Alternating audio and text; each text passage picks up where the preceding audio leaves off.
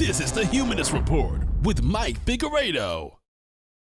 Support this podcast by joining the independent progressive media revolution today at humanistreport.com. Welcome to the Humanist Report podcast. My name is Mike Figueredo, and this is the 87th episode of the program. Today is March 24th of 2017, and before we get started, I want to thank these people for joining the independent progressive media revolution. So today we have Andrew Moore, Madeline Comer, Emilia Rainwalker, Natasha Irani, Daniel Martinez Tejeda, Ivan Kosyakov, and Perry Ramstead. So all of these individuals decided to support the program either by becoming Patreon patrons, becoming members on humanistreport.com, or donating to us via PayPal. If you'd also like to support the show, you could visit the links down below. However, you can also support the show for free by liking our videos, by sharing our videos, and just by spreading the word through social media. So if you could do that, you will help us out tremendously, free of charge. So on today's episode, we will revisit the dreadful 2016 election as Donna Brazile attempts to rebound and repair her image. I'll also discuss how Rachel Maddow is trying to convince Bernie supporters that their dislike for Clinton is actually due to them succumbing to Russian propaganda. Not kidding. I'll also talk about Nancy Pelosi, Hillary Clinton's ongoing presence in the party, Sarah Palin's hypocrisy, Flint, Michigan's water crisis, Bill Maher, and the confirmation hearings of Supreme Court nominee Neil Gorsuch. Additionally, I'll talk about how the Democratic Party establishment is now whining about progressive purity tests while getting even more cozy with billionaire donors. We'll also get to Bernie Sanders and why he's loved by everyone but the Democratic Party establishment, and I'll talk about what he has to say about Donald Trump's new healthcare bill. So all of these topics will be discussed in today's episode. Let's go ahead and jump right in. Hopefully you guys enjoy the show.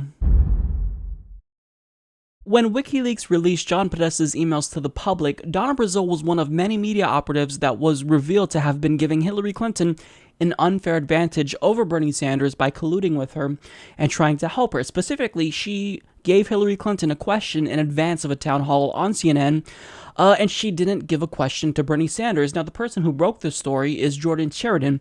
Now, he actually confronted her about this, and this was what she had to say. I have never been privileged as long as I've been not just a part of CNN, which, let me just say, of how proud I am to have been a contributor for CNN and other news outlets. And no one has ever shared questions with any of us. So she's contending here that it would have been impossible for her to leak a question to Hillary Clinton in advance because CNN, quote, has never ever shared questions with any of us. But we now know that that was a lie, and we even knew back then that this was a lie. And when Jordan tried to press her on this issue, she even accused him of being sexist. What about you passing a question to Hillary Clinton's campaign, the town hall before? Trump badger women. You're welcome. Yes, a journalist asking a question is badgering you. That's what happens when you're caught in a lie and you're backed into a corner because you then try to attack the character of the person accusing you of said lie. But nobody was buying it, and Jordan wasn't the only journalist who Donna Brazile was lying to. She insisted to me that she hadn't leaked the questions. In other words, she lied to me. She lied to me. We all know that she was lying, that's no secret, but after months of trying to perpetuate this lie, she finally is coming forward and kind of telling the truth. So in an article for Time titled "Russian DNC Narrative Played Out Exactly as They Hoped," ultimately she paints herself as well as the DNC as the victims. So she confesses that she did in fact give Hillary Clinton a town hall question in advance. But, I mean, again, it's her that's the victim. It's not the Bernie Sanders supporters that she screwed over. So she states, "When I was asked last July to step in temporarily as DNC chair, I knew things were amiss. The DNC had been hacked and thousands of staff emails and documents were plastered on various websites. Staff were harassed, morale suffered, and we lost weeks of planning. Donors were harassed and fundraising fell off. Then in October, a subsequent release of emails revealed that among the many things I did in my role as a Democratic operative and DNC vice chair, prior to assuming the interim DNC chair position, was to share potential town hall topics with the Clinton campaign. I had been working behind the scenes to add more town hall events and debates to the primary calendar. and I helped ensure those events included diverse moderators and addressed topics vital to minority communities. My job was to make all our Democratic candidates look good, and I worked closely with both campaigns to make that happen.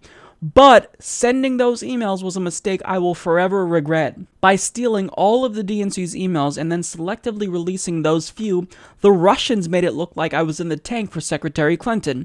Despite the strong public support I received from top Sanders campaign aides in the wake of those leaks, the media narrative played out just as the Russians had hoped, leaving Sanders supporters understandably angry and sowing division in our ranks. In reality, not only was I not playing favorites, the more competitive and heated the primary got, the harder DNC staff worked to be scrupulously fair and beyond reproach. In all the months the Russians monitored the DNC's email, they found just a handful of inappropriate emails with no sign of anyone taking action to disadvantage the Sanders campaign. But the damage was done. Politics has never been considered a clean sport, but 2016 marked a new low. The DNC, a political party committee dedicated in part to defending free and fair elections, was attacked by the Russians while the Republican nominee for president openly encouraged it. This was not a Hollywood movie about rogue spies and super agents. This was real life. So with this confession here, she took one step forward and 2 steps back. And some of what she said is really aggravating. So she states here, the Russians made it look like I was in the tank for Secretary Clinton. Donna, the Russians didn't make it look like you were in the tank for Hillary Clinton. The reason why it appeared as though you were in the tank for Hillary Clinton was because you were, in fact, in the tank for Hillary Clinton. And these emails didn't reveal anything new to progressives. We already knew that the DNC and the so-called neutral political pundits were trying to sabotage Bernie Sanders' campaign, but the emails just showed us the extent to which this was occurring and just validated progressives, who many were painting as conspiratorial, because we dared to suggest that the primaries were rigged. And now, lo and behold, looks like it actually was rigged, and we have evidence to back it up. And there were other emails that showed that you actually had contempt for Bernie Sanders. I mean, there was one email where you said you couldn't talk to Bernie Sanders because you were afraid that you wouldn't be able to hold yourself back from cussing the Sanders people out. So don't give us this bullshit. You're still lying here, and you need to tell the truth. I mean, if you're going to tell us the truth, don't just tell us the half-truth. Actually be 100% honest with us, because we know you're lying. You're a horrible liar. We see right through your bullshit. She also said that the media narrative played out just as the Russians had hoped, and they successfully sowed division within our ranks. Not at all. That division was already there because of what the DNC and Hillary Clinton did. I mean, Hillary Clinton became very divisive when she decided to go negative. She attacked Bernie Sanders as a sexist, as a racist, and then she coordinated with the media to plant narratives about Bernie Sanders supporters being sexist Bernie bros. Had they not done that, had the DNC not just been brazenly in the tank for Hillary Clinton, had the media not been doing propaganda for Hillary Clinton, which was obvious to us, then the Russians couldn't do anything to piss us off. But we were already pissed off, and we just had evidence because of the WikiLeaks emails, which, by the way, we still don't know that the Russians actually released. And Julian Assange of WikiLeaks maintains that it wasn't the Russians, it was a DNC insider, which makes sense. So we're not buying this bullshit, and the Russians, even if it was the Russians that released these emails, you're just angry because you got caught. The DNC's guilty. You're guilty, Donna Brazile. Debbie Wasserman Schultz is guilty. And had you not been doing these corrupt, horrible things to benefit Hillary Clinton over Bernie Sanders, then there would be nothing to piss us off to begin with. They couldn't have released anything on you that would have sowed division within our ranks. But because you guys decided to be corrupt and collude with Hillary Clinton to make the Democratic primaries unfair, that's why we were pissed off. And she also said here, for her last lie, she states, they found just a handful of inappropriate emails with no sign of anyone taking action to disadvantage the Sanders campaign. Again, this is another lie that's easily disproven. So people within the DNC were caught creating narratives to give people in the media, such as yourself, about how they wanted to use Bernie Sanders' presumed atheism against him. And when people began to suspect that the DNC was actively trying to sabotage Bernie's campaign, well, then they began to create Bernie narratives to sell to the media. One email reads, wondering if there's a good narrative for a story, which is that Bernie never ever had his act together, that his campaign was a mess. That way, they could play off the rigging of the primaries, saying, it's not a DNC conspiracy, it's because they never had their act together. So, I mean, you really have nerve to say that nobody was taking action to disadvantage Bernie Sanders. It's a complete lie, and we don't believe you, so it makes no sense to me why you would admit to one truth when you are still lying about other things. So, I mean, you are responding to a lie, you're asking for forgiveness, you're saying you regret this lie with more lies. So what's it going to be? Are you going to be truthful, Donna, or are you going to continue to lie to the American people? It makes no sense to me because I think in releasing this statement, she did more harm for her public image that she's currently trying to repair than good. So, I mean, Donna Brazile, as someone who was a contributor to CNN, as someone who was the interim DNC chair, she represents everything wrong with the media and with the DNC. You are a corrupt politician and you just carry water for the powerful. That's not unfair just to Bernie Sanders. That's unfair to the people who supported Bernie Sanders, who donated to Bernie Sanders, who phone banked for Bernie Sanders, who actually canvassed for Bernie Sanders while you sat on your ass in a cozy CNN studio and did propaganda for Hillary Clinton. So please, spare me the bullshit. Spare me this victim card that you're trying to play. Nobody believes that you're the victim. The victims are the people who you betrayed by giving Hillary Clinton an unfair advantage over Bernie Sanders, and you should be ashamed of yourself for even doing that. The Democratic Party establishment has made it pretty clear that they're not too keen on the idea of progressive Bernie-crats challenging incumbent Democrats in 2018. Now, to kind of give you an example of this, Claire McCaskill recently discussed how she was worried about facing a primary challenge from the left, and then Real Clear Politics alleges that the left should just leave Joe Manchin alone. Now, additionally, we're learning that Senator Dianne Feinstein is losing support among her constituents, which is actually surprising to me that this didn't happen even sooner, considering the way that she defended how the NSA violates the Fourth Amendment by spying on citizens, yet she condemned the CIA when she found out that the CIA was spying on senators. But, I mean, putting that aside, even governors are expressing fears about progressives applying ideological purity tests in the South in 2018. And they contend that the rise of progressives is generating fear and nervousness in the South in places like Georgia, South Carolina, and Tennessee, where some promising Democratic candidates who are looking at running statewide in 2018 could face resistance from the left. Now, they claim that this is nonsensical because Democrats have to be conservative in the South, but I mean, they fail to acknowledge polling that finds that certain policies, like raising the minimum wage, expanding Social Security, I mean, these policies play well everywhere. Since states in the South are traditionally more conservative, Democrats think that they should be given a free pass to be as corporatist and conservative as they want. Unacceptable. Now, to be fair to them, the fears of these corporate stooges aren't unfounded because progressives will be posing challenges to corporatist establishment Democrats from the left, because we've recently seen the explosion of groups like Justice Democrats, Brand New Congress, We Will Replace You, Draft Bernie, and Our Revolution, just to name a few. And these groups are essential because the DNC won't embrace progressives, and the new DNC transition team was stacked with Hillary Clinton surrogates and staffers, and just one Bernie-crat, and it wasn't until they received criticism that they decided to add a couple of more progressives to their transition team. So, I mean, the overall point is that we're done waiting for the Democratic Party to change. We're now taking over the party. We are taking action. We're taking matters into our own hands, and we will be here to challenge them from the left, because that's what you do. If you champion left-wing policies that are populist, you will win in red states and blue states. It doesn't matter. You will win because these are ideas that are popular, that resonate. Now, after these centrist corporatist Democrats saw the rise of multiple progressive groups that are planning to challenge them in 2018, well, they sent out a distress signal to corporate media saying, hey, you've got to help us, you got to do some propaganda. And of course, like the corporate media always does, it responded and came to their defense. So recently, NBC published an article where they tried to paint progressives as radicals, saying that the more radical strain of Bernie Sanders' movement still believes that he would have won, as if that's so unreasonable or has been disproven. But, I mean, when you actually dive into this article, it gets worse than that. So journalist Alex Seitzwald alleges that the disaffected left is as or more interested in remaking the Democratic Party as it is in fighting Trump, as if we're incapable of focusing on two goals at once. And let me just say this, the implication here is that, well, you know, these progressives, they claim to be liberal, but they attack Democrats more than they attack Republicans. But what you fail to realize is that if Democrats had their act together, Republicans would not be in power. We would not have a President Donald Trump right now. So, yeah, I think that Democrats deserve to be criticized and ostracized nonstop until they get their act together or until we take over the party. So, please, I mean, nobody's going to shed a tear for Democrats. They did this to themselves, and now it's time that, you know, after focusing so much on Republicans as they moved further and further to the right and became more crazy, we didn't realize just how out of touch the Democratic Party was, too.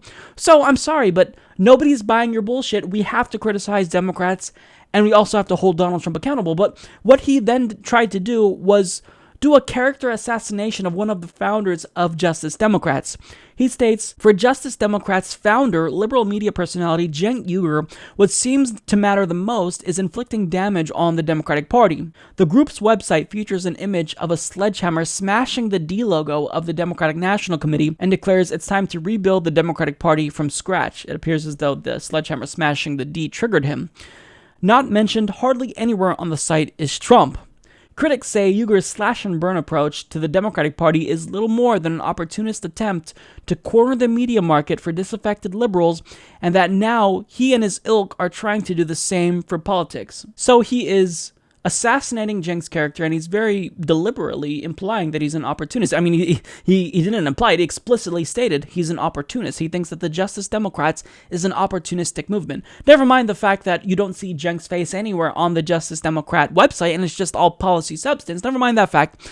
But, because he disagrees with Justice Democrats, he's trying to slander Cenk because you can't really argue with them based on the substance. They have a point. If the Democratic Party is not going to change, then you have to take them over.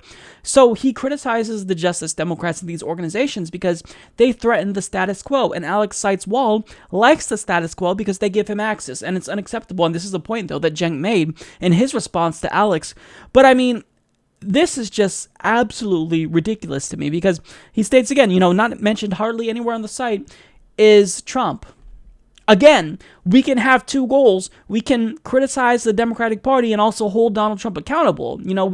We're capable of multitasking. It's a thing. You know that, right, Alex? But, he thinks that you should focus all of your energy on Donald Trump, and so long as the Democratic Party, they remain just marginally less shitty than Republicans, well, then there's nothing to worry about with Democrats.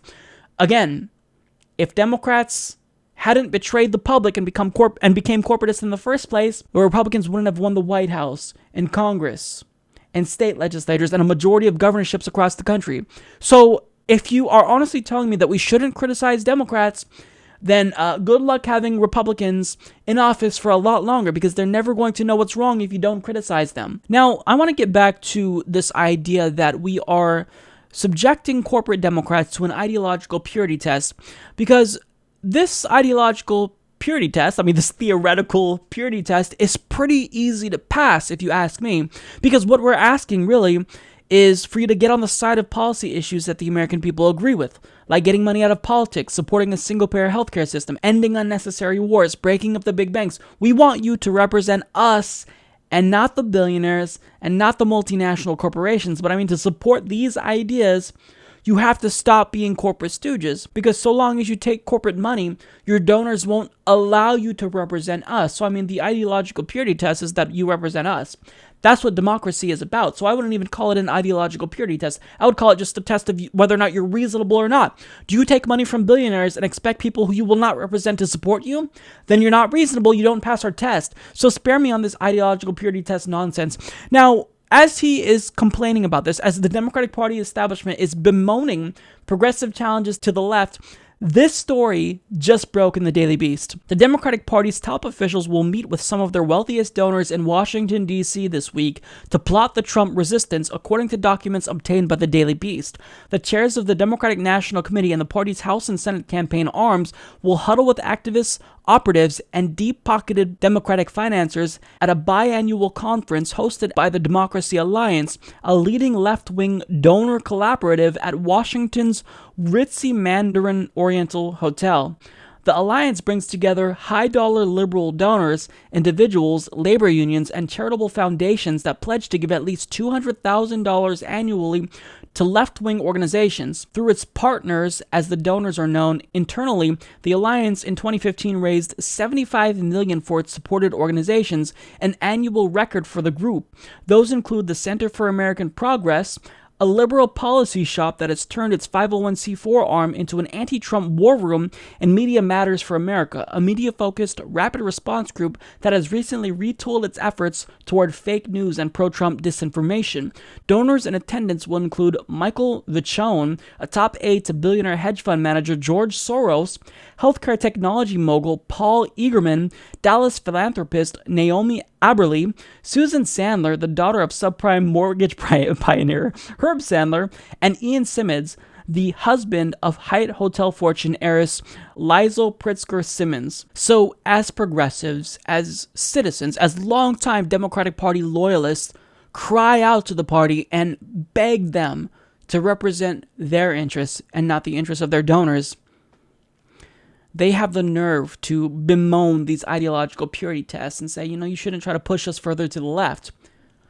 All that we are asking is for you to represent voters and not donors. It's extremely simple. To call it an ideological purity test is unreasonable, I think. It's just the test of whether or not you're actually going to do what you are elected to do.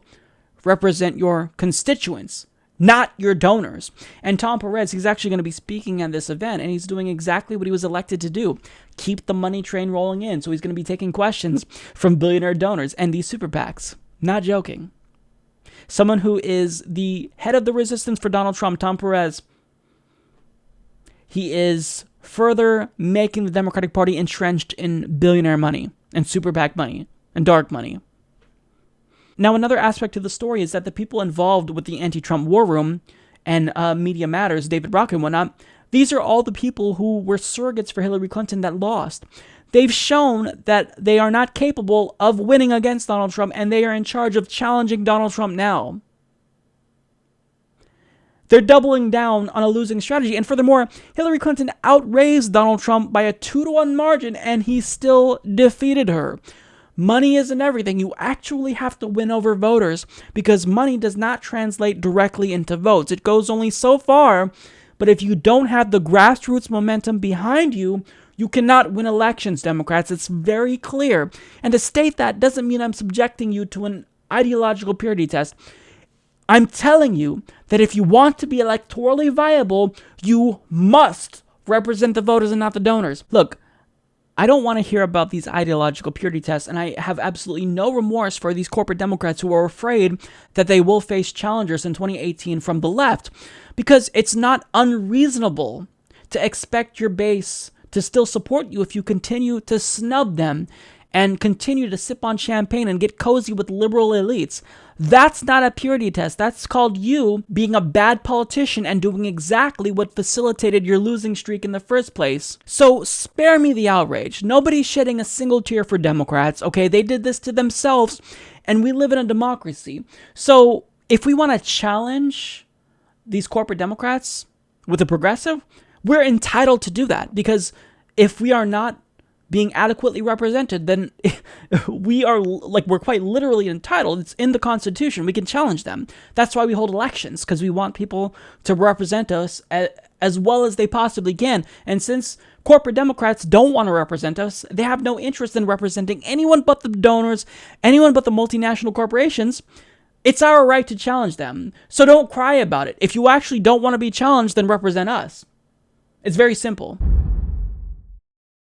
Rachel Maddow is one of the many mainstream media pundits that has capitalized on the renewal of McCarthyism in the United States by literally equating any and everything that Donald Trump does to a Kremlin conspiracy.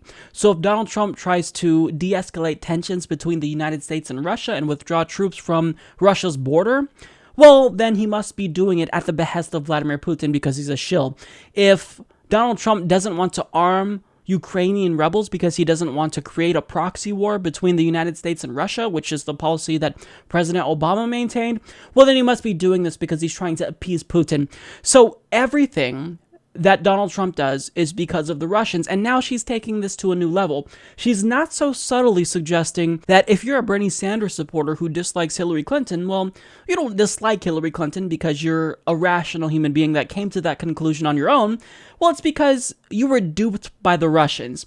Now, how is she making this point exactly? Because I think it's going to be pretty difficult to convince people that they were gullible and they don't like someone because of Russian propaganda, but she first makes the point about Twitter bots and how this came into play. Any Twitter conversation that mentioned Hillary Clinton. Recognize a pro-Hillary Clinton message or a pro-Hillary Clinton hashtag or even just the name Hillary or the name Clinton, and then deluge that mention with fake news stories, with crude remarks, with porn, with lots and lots of pro-Donald Trump commentary. Just flood the zone with enough of that stuff, and pretty soon, nobody can really have a conversation online about Hillary Clinton at all. If you do that enough, if you get enough bots working that beat, you end up drowning out what would otherwise be normal communication, normal commentary, normal discussion, or even normal political organizing. You end up drowning it out in misinformation and noise and insults and just the sheer amount of traffic. So now the question is, why is she talking about Twitter bots, and what does this have to do with Russia? Well, she goes on. We are starting to be able to put it together in terms of how Russia used that particular weapon to basically eat American political discourse during our election, or at least eat or render useless a big portion of it. Now, let me just say that the use of bots on the internet is nothing new, and people like to pretend that fake news is a new phenomenon that only manifested during this recent election, but that's not the case. Fake news has and always will be around, because so long as there's just a few gullible people that will be buying penis enlargement pills or giving a Nigerian prince money, there will always be ploys to dupe people over. And news is no different with respect to bullshit, and fake news has been a problem even before the internet became more prevalent. It's called tabloids, National Enquirer, and the people that believe this bullshit or this bullshit probably aren't the most politically astute people in the first place. But I mean, her overall contention is that Hillary Clinton was unfairly disadvantaged because the Russians tried to, quote, eat American political discourse, because anytime you talk about Hillary Clinton, you just couldn't have a reasonable discussion because these bots and trolling bots would come up and talk badly about Hillary Clinton. Now, if this strategy sounds familiar to you, well, you're not alone. This is the exact strategy employed by Hillary Clinton's super PAC, which she coordinated with, Correct the Record. So they spent $1 million combating online trolling with more trolling. So what Correct the Record did was they pushed back against Bernie Bros. This is literally their own words. They called us Bernie Bros. To counter anyone that supported Bernie Sanders on Twitter, on Facebook, Reddit, and Instagram. And while we're on the topic of Twitter bots, Hillary Clinton has millions of fake Twitter followers, according to Twitter Audit. Now, because of this, there was speculation at the beginning of her campaign that she was actually buying followers because of her unpopularity, but we can't necessarily confirm this. However, the same was suspected about Donald Trump, who also has a huge percentage of fake Twitter followers. Now, as you get bigger, the number of fake Twitter followers you have will increase. So, I mean, for example, 10% of Bernie Sanders followers are fake, and 2% of the Humanist Report's followers are fake. But, I mean, when nearly 25% of your followers are fake, it's not unreasonable to assume that you're buying followers. And when I say buying followers, I mean using bots to inflate your numbers on Twitter. But I mean, when it comes to whether or not Hillary Clinton used bots to inflate Twitter followers, that's more speculative. But we do know that what she's complaining about that disadvantaged Hillary Clinton is a strategy that Hillary Clinton did to disadvantage Bernie Sanders with her super PAC. So what she's alleging here is that these bots that targeted Hillary Clinton supporters online, they actually also targeted pro-Bernie Sanders groups to plan anti-Hillary Clinton propaganda.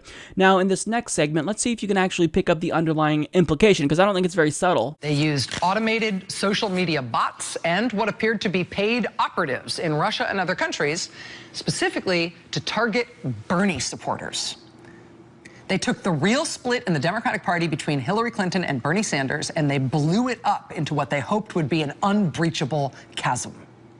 One of the administrators at a Bernie Sanders Facebook page in San Diego described it like this to Graham and Cherkis at the Huffington Post, quote, people with no apparent ties to California were friending his San Diego Facebook page and sharing links from unfamiliar sites full of anti-Hillary Clinton propaganda. The stories they posted were not the normal complaints.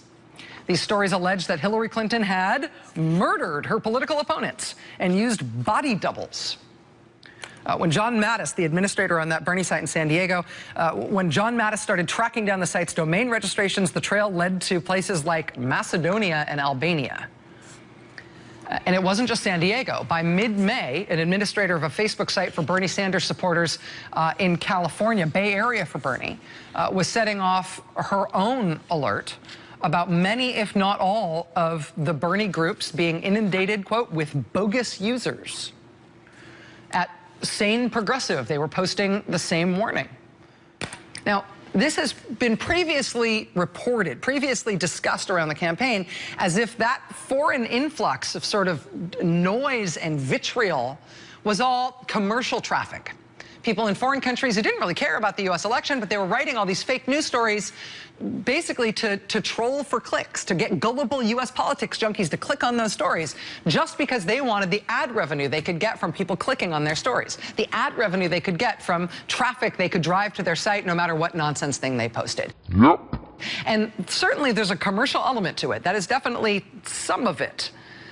But we now understand much more about how Russian intelligence piggybacks on commercial hacking and commercial trolling efforts. It's part of their MO. It's what Russian intelligence does, particularly Russian military intelligence.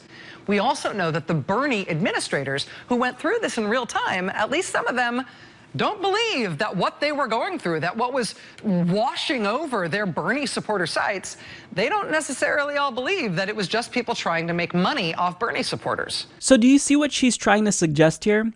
In other words, if you disliked Hillary Clinton, well, congratulations, you're a dumbass. You were duped over by anti-Hillary propaganda by the Russians that was created in Albania and Macedonia. It's not because of the policy substance or lack thereof. It's because you were duped over by the Russians.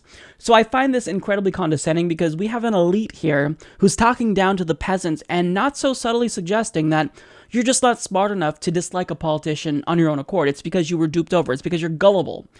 And I take issue with that. Now, what she overlooks is the fact that even though the people within these groups trace these pro-Bernie Sanders groups back to Macedonia and Albania, well, that doesn't really mean much in a day and age where VPNs are widely available. So if you're going to troll, obviously you're going to use a VPN to block your IP address, even if you are in the United States. So the fact that these were traced back to Macedonia and Albania means nothing. They could be within the United States just using a VPN to block their IP address. But she didn't think about that, and I find that really interesting. And this is the point made by Debbie, the same progressive. Shout out to her. And furthermore, to mention Debbie, she brought up Debbie's group, the same progressive group, because she also warned about this influx of fake news that her Facebook page was being bombarded with.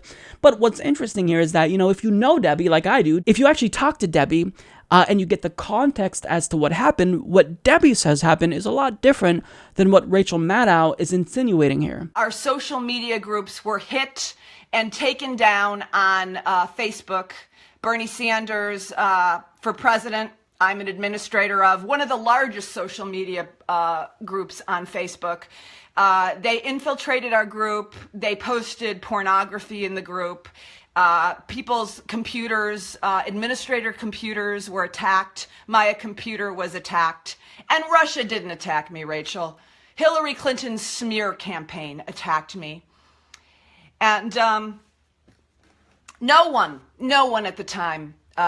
Sanders didn't respond. The media didn't respond. People's computers were infected. Very, very disturbing because the involvement of pornography, some of it, I can give you the video that I did if you're curious to learn more about those attacks. There was actually child porn being uploaded onto our groups. And I was really concerned as an administrator. I was trying to warn everyone, don't click on those links. Contact Facebook. If you click on a child porn link, that may somehow infect your computer. You may have child pornography put on your computer. And God knows what these psychopaths may try to do to frame you as being some kind of pedophile. I mean, this is the kind of thing that we were worried about happening. Child pornography was being planted into our Facebook groups at the exact same time. I think the attack came out 2 days or a week later, after David Brock announced that they were going to be going online to hit social media groups. So Debbie's group was one of many that was inundated with pornography, because if you post pornography on Facebook, then that violates their terms of use. So the goal of doing this was to get those pro-Bernie groups shut down, and this was being done by Hillary Clinton supporters, presumably correct the record, but we know that this was a coordinated effort by either a pro-Hillary Clinton Facebook group or some forum online of pro-Hillary Hillary Clinton supporters where they posted porn, and including child porn in some cases, on pro-Bernie Sanders Facebook pages because they wanted to get those groups shut down or silenced or suspended. But yet, Rachel Maddow proceeds to blame Russia for this. Now, the question overall is, why is this important? Well, there's two reasons. First of all, I find it incredibly degrading that she believes that just everyday Americans aren't smart enough to come to their own decision about Hillary Clinton. Now, second of all, Rachel doesn't want you to think that Hillary Clinton lost because she was a flawed candidate. I mean, she wants you to attribute no blame to Hillary Clinton whatsoever, so that way when Hillary Clinton runs again in 2020, well, this time she might actually win. Rachel Maddow tried to blame third-party voters for Hillary Clinton's loss before she jumped on the Russian bandwagon, and then she called out Jill Stein and is now implying that Jill Stein is also to blame for Hillary Clinton's loss, even though Jill Stein took less votes away from Hillary Clinton than Gary Johnson took from Donald Trump. But I mean, the bottom line is that she's like everyone else in the corporate media that blames Russia or Comey or millennials for their candidate's failure. But now she's blaming Russia and is contending that they were able to manipulate Bernie Sanders supporters. It couldn't possibly be because of the policies that she had, right? It couldn't possibly be that we disliked Hillary Clinton because she supported a Syrian no-fly zone, or that she wanted to respond to cyber attacks militarily, or that she wasn't in favor of a single-payer healthcare system, or supported the TPP, or voted for the Iraq War, and was against marijuana legalization. It's because the Russians got into our heads. Unbelievable. So, I found this incredibly insulting because the reason why I dislike Hillary Clinton is because of Hillary Clinton's policies. It's because I disagree with her and I don't like the way that she rigged the election against Bernie Sanders and his supporters. She made it seem as though she was inevitable and entitled to the role of president, when that's not the case. We don't live in an oligarchy. We don't live in a country where you are just anointed the role of president. That's what happens in authoritarian regimes, but Hillary Clinton was so entitled, she thought that this was her job, and anyone who got in her way, well, they were to blame, and that's something that is unacceptable. Now, what I want to leave you with is a closing line from Newslog's Caitlin Johnstone, who said this: Sanders appealed because he spoke from his gut like a real human about real things that real people wanted. Hillary's undoing was her sheer lack of policy, personality, integrity, and humanity. And none of that had anything to do with Macedonian clickbait. We hated Hillary because she fucking sucked. And really, it's that simple. If you listen to Bernie Sanders supporters like myself, we weren't talking about conspiracies as to how Hillary Clinton murdered her staff members. We were talking about the policy positions that she had that we disagreed with, that hurt the middle class, that facilitated more wars in the Middle East and North Africa. That's what we were talking about. We weren't talking about Macedonian clickbait. So I find this incredibly insulting to Rachel Maddow, and I thought that, as someone who was formerly progressive before she became a partisan hack, that she would have been objective enough to know that Hillary Clinton was already a flawed candidate before she entered the race. But instead, she just thinks so lowly of us peasants that we couldn't possibly dislike Hillary Clinton because we're smart enough to come to that rational conclusion on ourselves and we don't want to vote against our own interests. We dislike Hillary Clinton because of Russian propaganda. No, Rachel, that's not it. Former DNC interim chair Donna Brazile was on The Daily Show with Trevor Noah, and the entire segment was completely insufferable. It came off as a very obvious attempt to repair her broken public image, and the entire piece just really felt like a fluff piece. Now, I'll explain to you why I think that's the case, but overall, just generally speaking, she was trying overly hard to be personable, and she randomly brought up sports, for example, and she kept flirting with Trevor Noah, and it just seemed so disingenuous and contrived and even cringeworthy at certain points. But there were a couple of parts in there that I thought were important that really stood out to me. Now, unfortunately, I am not allowed to show you the clip because according to Viacom, who's the owner of Comedy Central, they believe that Trevor Noah's face is so sacred that if I even show a picture of him, they will give me a copyright strike on my YouTube account and threaten to basically kill off my channel. So because of this, I'm not allowed to show you the clips. So what I did, because I love you guys and I want to talk about this segment, is I took a lot of time transcribing everything what was said in this interview, and I didn't even use most of what I transcribed. So basically, I have heard more from Donna Brazile than I ever want or needed to, yet some of what she said still makes no sense to me. So to kind of give you some of the first things that she said that really either perplexed me or rubbed me the wrong way, she said that the position of DNC chair is a thankless job.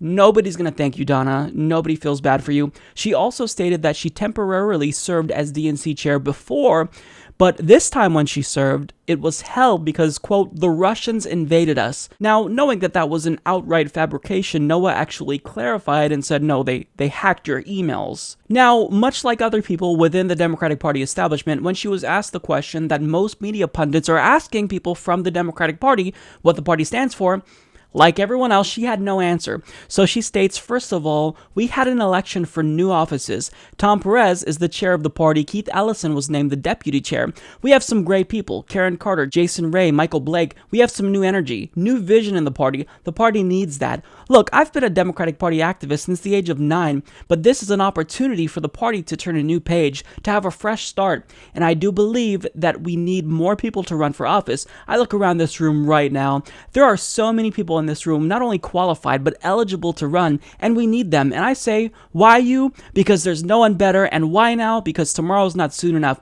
Now let me remind you that the question was, what does the party stand for? And this was her response.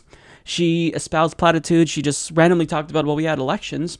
Right, we know that we had elections, Donna Brazile. We're all aware of that fact. But the question was what the party stands for, and she had no answer like everyone else.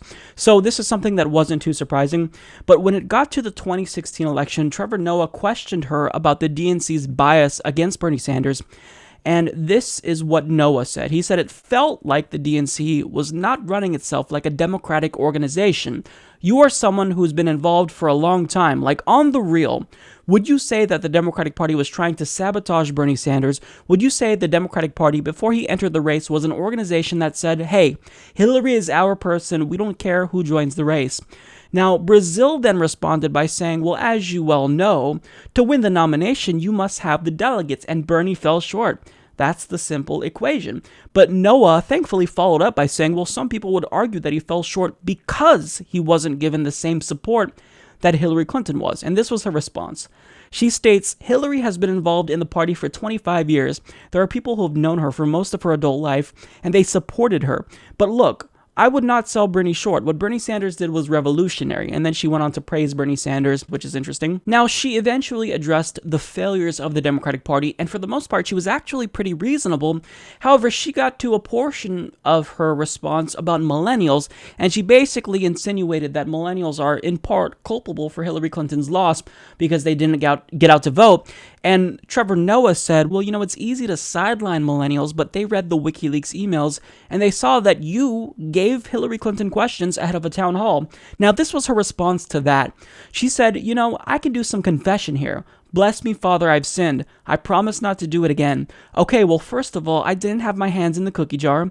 I'm an operative, I'm a strategist, and part of what my role was, in addition to being a quote-unquote political pundit, was to help advance the cause of justice and equality, okay? So think about, we have 6 debates. I started to fight for more debates. I started to fight to ensure that Bernie and Hillary had an opportunity to talk about these issues, talk about the Flint water crisis, talk about criminal justice reform, and that was my role. The WikiLeaks version is the Russian version. My version is that. Had you seen my emails to Bernie, you would have known that I was communicating with Bernie as much as I was communicating with Hillary and Martin O'Malley, because that's what you do. I'm a Democratic Party strategist. So by saying, you know, bless me, Father, I've sinned, and she was saying this, you know, being half serious, but she was inadvertently admitting that she was guilty of cheating Bernie Sanders and giving Hillary Clinton a town hall question in advance of the town hall.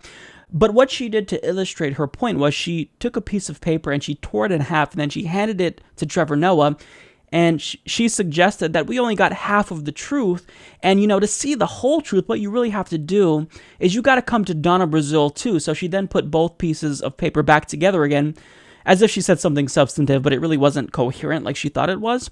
But Trevor Noah then followed up with a really hard-hitting journalistic response asking, so you gonna write a book? And her answer was, hell yes. So, I mean, Trevor Noah kind of guided her into answering this question, but then he completely abandoned the question and the subject altogether and actually changed the subject once, Donna Brazile started to kind of fall down the hole and she couldn't really redeem herself, she started to kind of admit her guilt, and she obviously was appearing very disingenuous. She talks about how she helped Bernie Sanders as well. But Donna, there's something that you can do. If you did, in fact, try to help out Bernie Sanders as much as you helped out Hillary Clinton, you can release those emails. You can say, look, here's one example of a communication between my team and Bernie Sanders' team as to how I was giving him advice. But we know that that's not the case, Donna. We know that you were in the tank for Hillary Clinton. Now, what she said next made absolutely no sense to me. And really, I don't know what she was trying to communicate here. This is at timestamp 1450. So if you actually want to see what she's talking about here, I would highly advise you to watch the segment, because this was a piece of work. So finally, this is what she kind of closes with. She states, "The truth is that politics is a hard-fought game, and when you're in the battle of fighting to make sure that you have inclusion, to make sure you have diversity, to make sure you have not just the kind of communication, but the kind of conversation with voters, you want to make sure that those kind of topics that is out there." So again, this doesn't really make sense. She continues, "The question that you raised with me, you didn't raise it that way, how my boo would do it.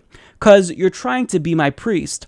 Sister, did you give out something? No, baby, I ain't gave nothing. I didn't have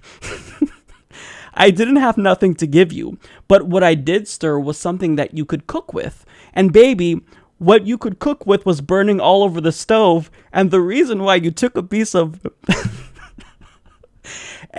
And the reason why you took a piece of it was because it smells so good, and that all you could do was dip your finger and want more." Donna, nobody knows what you're talking about. If you're a Democratic strategist and this is the type of analogy that you use to kind of help candidates, then wow, this is, no wonder why the Democratic Party is losing. Nobody knows what you're talking about. And she says, I ain't gave nothing. That's her response verbatim. But a couple of minutes ago, she said, well, bless me, Father, I have sinned. But apparently if she's talking to her boo, then she didn't do anything wrong. I don't know what she's trying to say. This is completely incoherent. 1450 is the timestamp. If you actually want to watch this segment, made absolutely no sense whatsoever. So, in one moment, she appears to be admitting her guilt. And then in another moment, she, I guess, is saying that she didn't give Hillary Clinton a town hall question in advance. And then she goes on this incoherent tirade. I have no clue what she's trying to communicate here, but it made no sense. And wow, was this cringeworthy. You have to watch it and see for yourself, because I feel like by reading this quote to you, you're going to think I'm making this up or I'm exaggerating. This is what she said. Verbatim.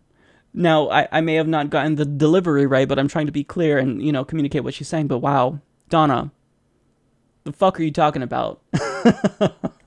So the implication here is that, what she did, overall, is it wasn't really that bad, because she wanted to help Democrats look good in general.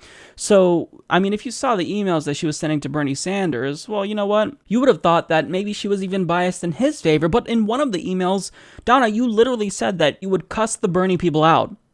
Your establishment through and through, and not a single person believes that you had any interest in helping Bernie Sanders. So this attempt here to repair your public image is not going to work, because one, nobody knows what you're talking about. You went into some weird cooking analogy, and it was, the way that she said it was awkwardly sexual, and it made me cringe really hard. Second of all, you have no substance. What you're saying here makes no sense.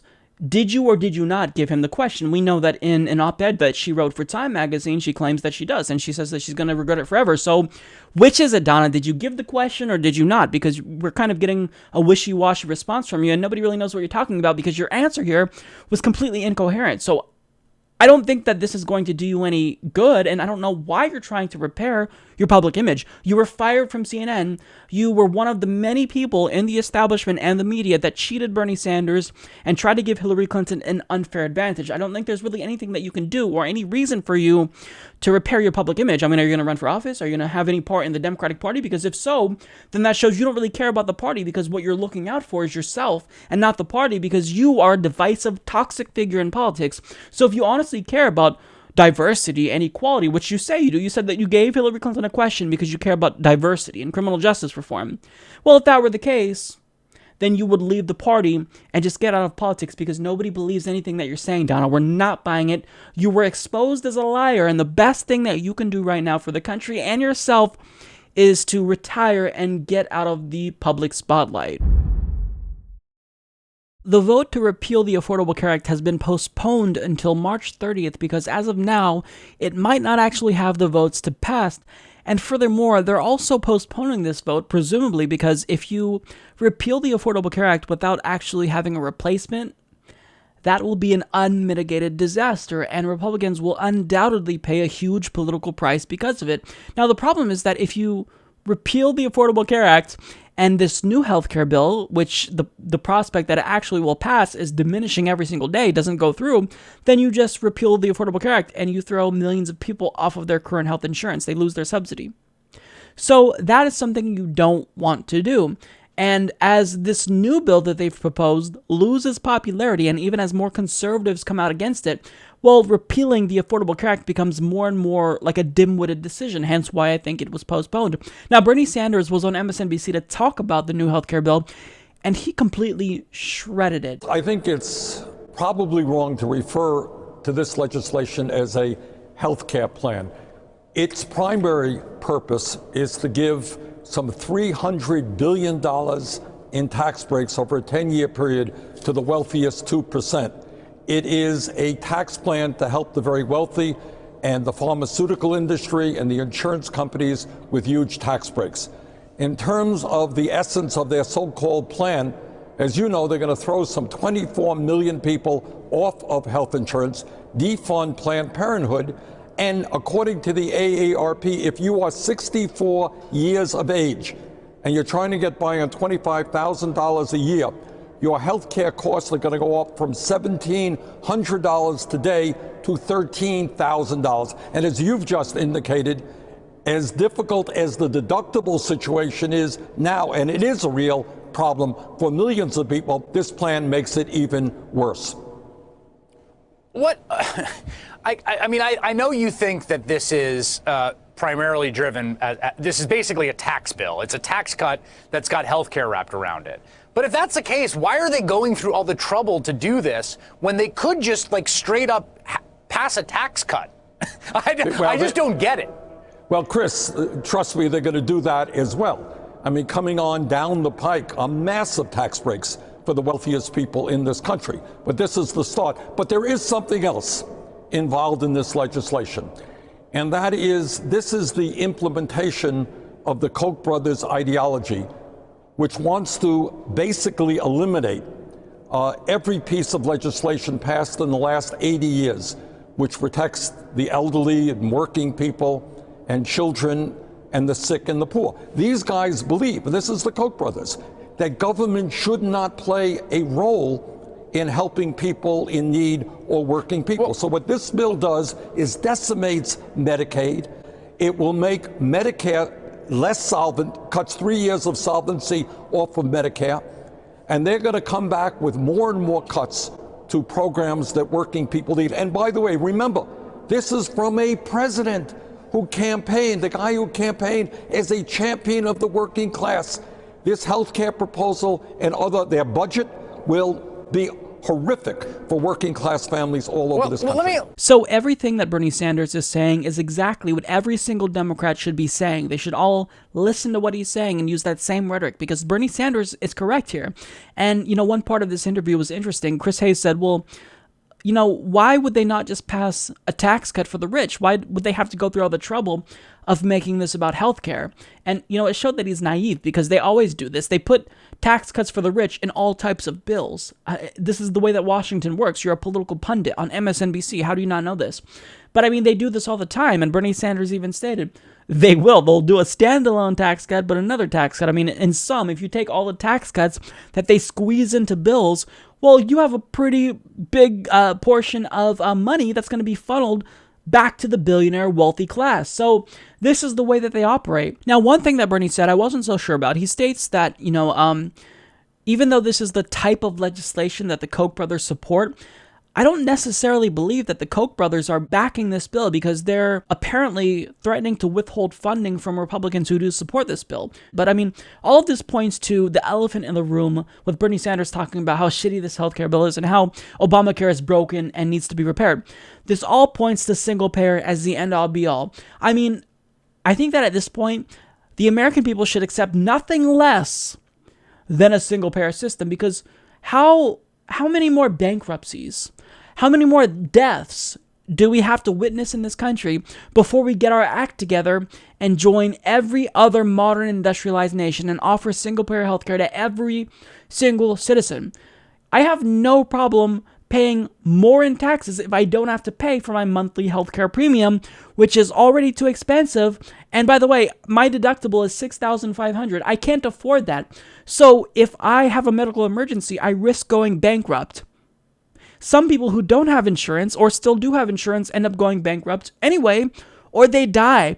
This is not what you are supposed to do if you're the government. As government, it's your duty to take care of citizens. You take our money, taxes, in return for goods and services. And part of that is, you have a military, so you protect us from external threats.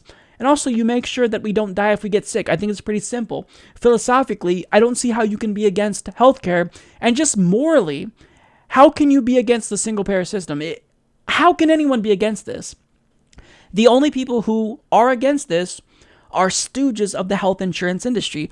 These politicians take money from the health insurance companies and the pharmaceutical companies, and then they do their bidding. And they know that they have to craft healthcare policy within the confines of the private insurance industry, which continues to rip us off, because, if they create a single-payer system, then that whole insurance industry goes away. It becomes non-existent. And they don't want that. And the health insurance industry, certainly they see single payer as an existential threat. And they should, because they would go away because of it. But when it comes to a capitalistic society, yes, we're going to economize certain things. Healthcare is not one of them. The goal of healthcare should not be to increase profits. The goal of healthcare is to provide health care to people. It's in the name, care. We give care to people. That's the operative term here. And you can't do that if you prioritize money over the well-being of people.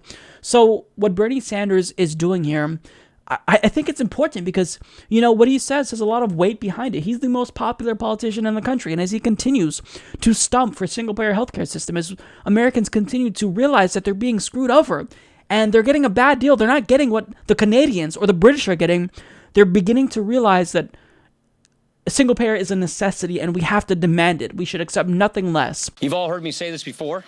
Moving from an opposition party to a governing party comes with growing pains. And, well, we're feeling those growing pains today. We came really close today, but we came up short. I spoke to the president just a little while ago, and I told him that the best thing I think to do is to pull this bill, and he agreed with that decision. I will not sugarcoat this. This is a disappointing day for us. Doing big things is hard. All of us, myself included, we will need time to reflect on how we got to this moment, what we could have done to do it better. But ultimately, this all kind of comes down to a choice. Are all of us willing to give a little to get something done? Are we willing to say yes to the good, to the very good, even if it's not the perfect? Because if we're willing to do that, we still have such an incredible opportunity in front of us.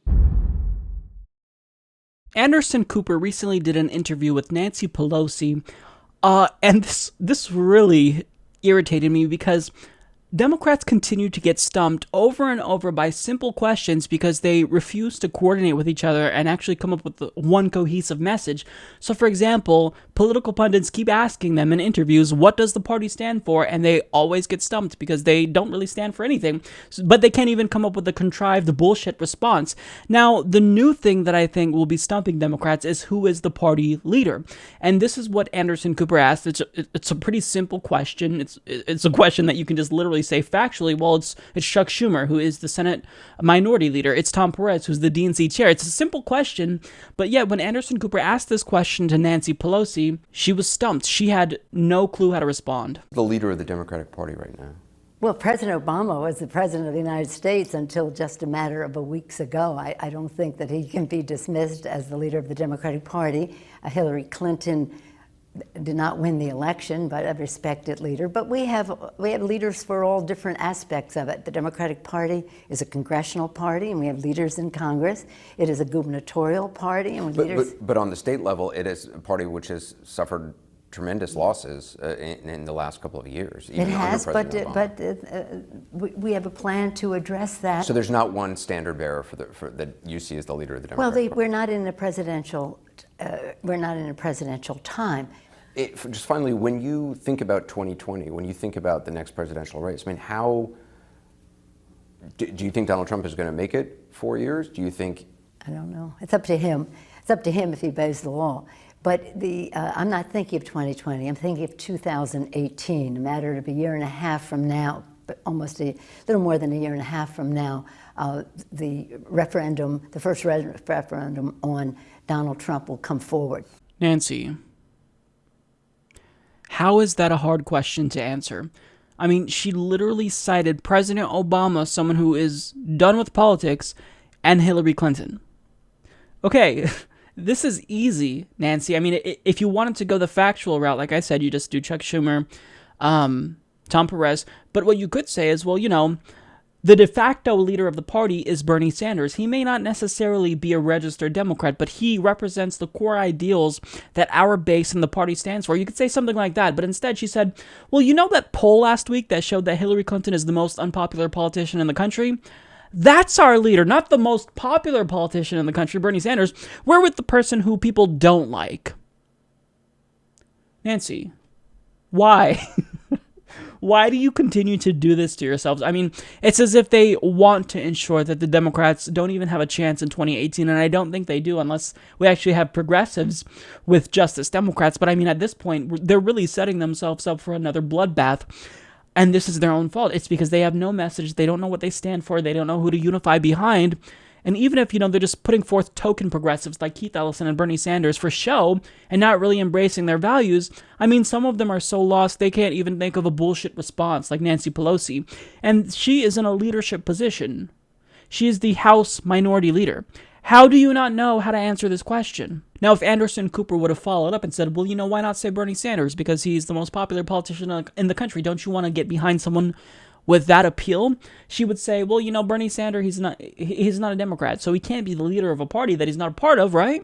I mean, this is the same thing that they always say. They say, you know, he's not a real Democrat because they don't want to say the actual truth. They don't want to tell you why they won't embrace Bernie Sanders. It's because he threatens their relationship with multinational corporations. If Bernie Sanders becomes the de facto leader of the party, which he's the de facto leader, but I mean, if he's given a real leadership position, then that threatens the money train that they want to keep rolling in, because these big banks who donate to the Democratic Party, these health insurance companies that donate to the Democratic Party, they'd say, well, you have Bernie Sanders, someone who wants to put us out of business as your party leader.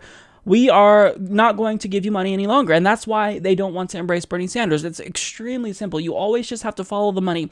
If you're confused as to why a politician is doing something seemingly stupid, they're not stupid. There's just something nefarious behind it. It's the money. It's the greed. It's the oligarchy that they want to maintain because they think that's going to help them get elected. It's going to help them keep their jobs. Now, she also implied that 2018 will be a referendum on President Trump.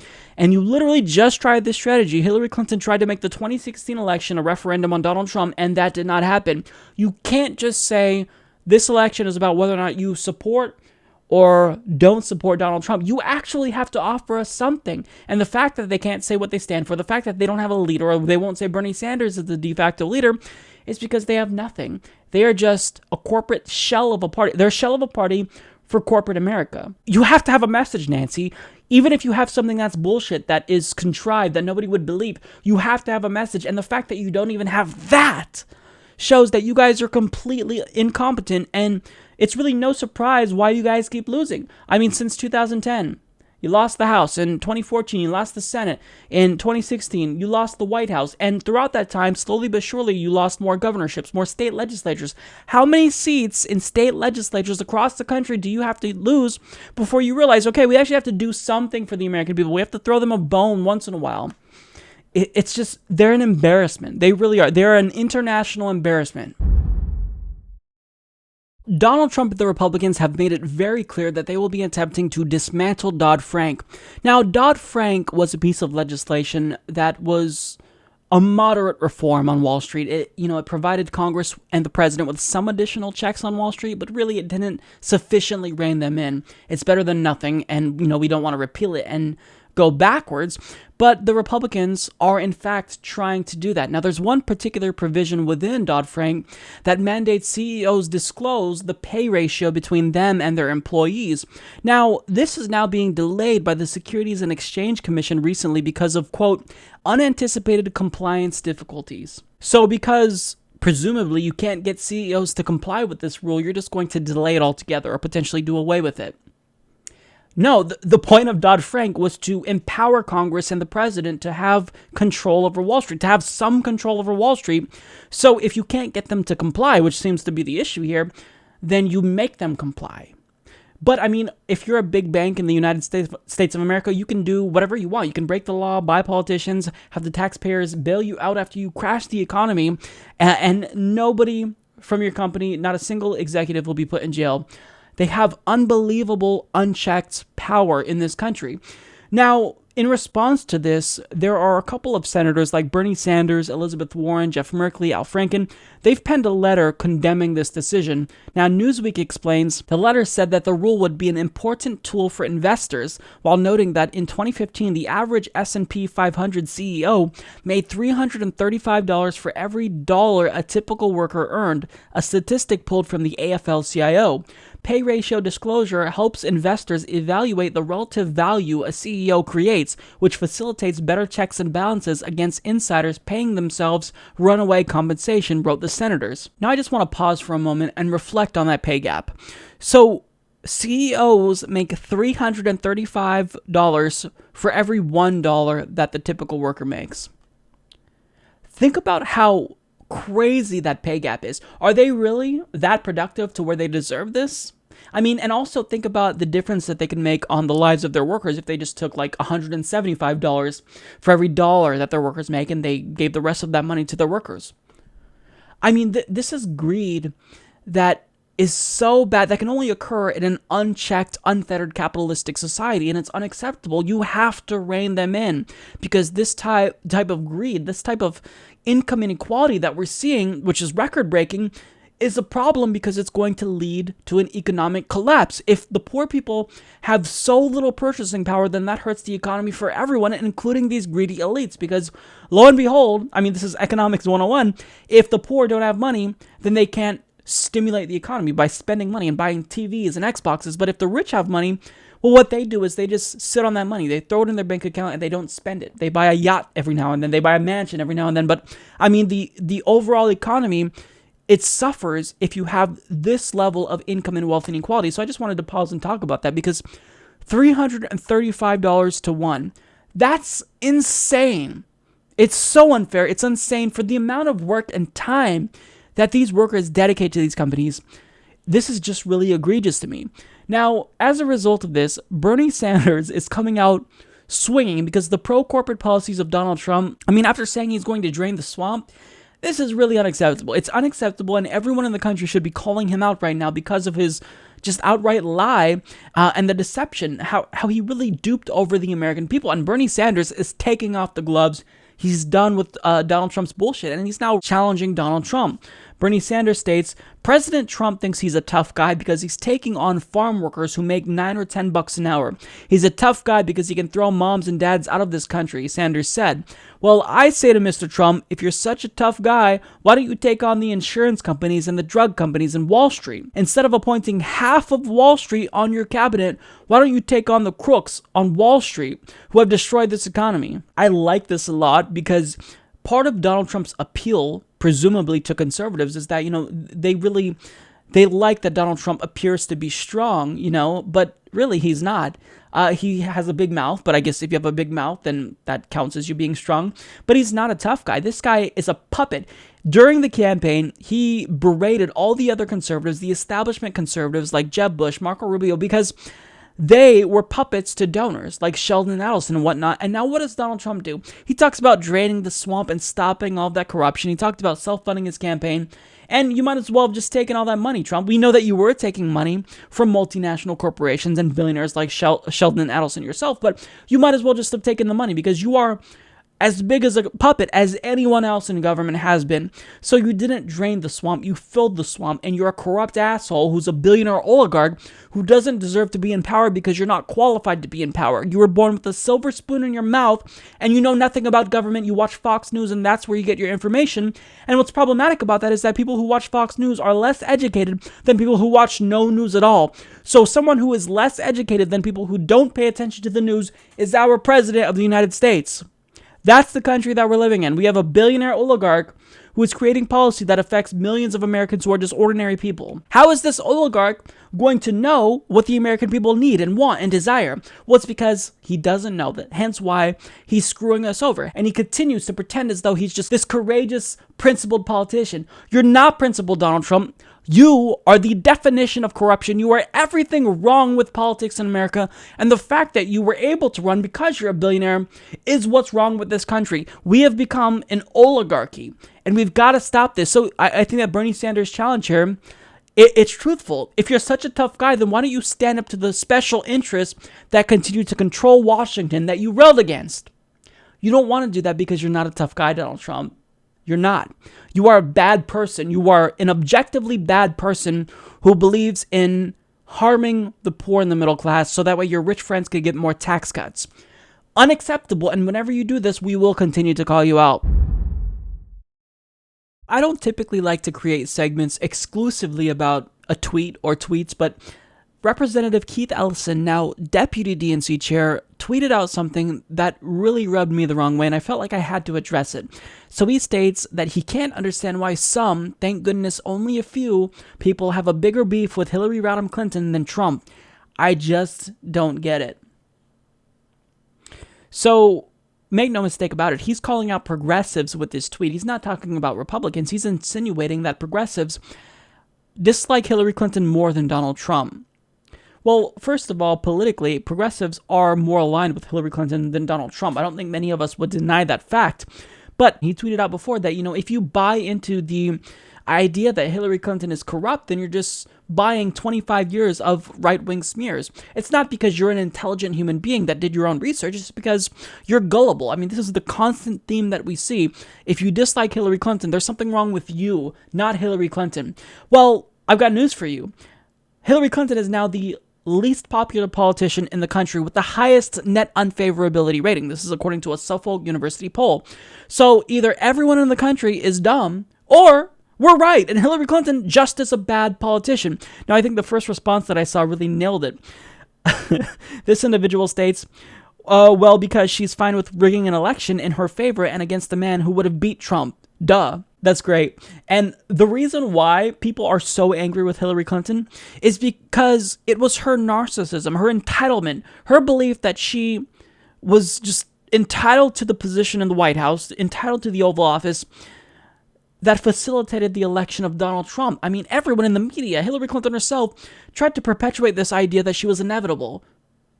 You're not inevitable in a democracy. Nobody is inevitable in a democracy. And if you try to do that, you turn voters off. And furthermore, we know that Hillary Clinton doesn't represent our ideals. And if Hillary Clinton and the Democratic Party got their shit together in the first place, Donald Trump would never be the president. If Hillary Clinton didn't rig the election, like this tweet here says, Bernie Sanders would have won. So, I mean, Keith, spare me the outrage if you're offended at the fact that we're pissed off that Hillary Clinton ruined it for all of us because of her own narcissism.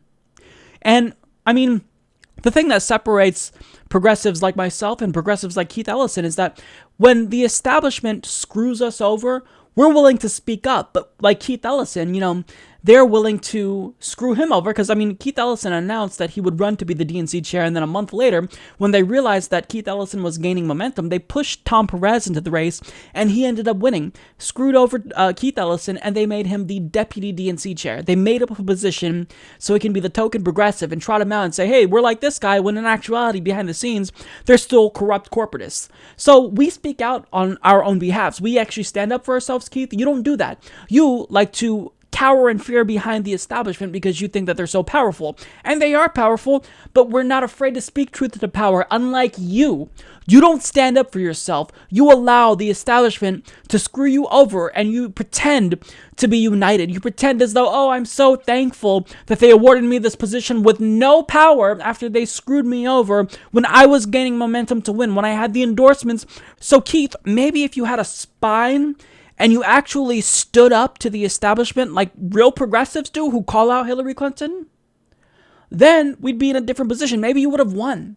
But no, anyone who criticized you, you went and, like Haim Sabani, called you an anti-Semite, and you went and you broke bread with him. You said, I talked to him, we had a phone call, we're repairing our relationship. Bullshit. You have to fight fire with fire. You've got to be a progressive with a spine. You can't just cower in fear to establishment officials. And the fact that you think that we should just take getting screwed over by the establishment lying down, well, it's not an effective strategy. You've, in fact, proven that it's not an effective strategy because look at where you are now. You're the deputy DNC chair, not the DNC chair.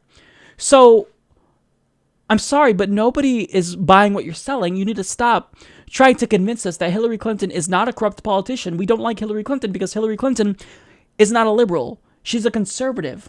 She is a conservative politician. She's center-right.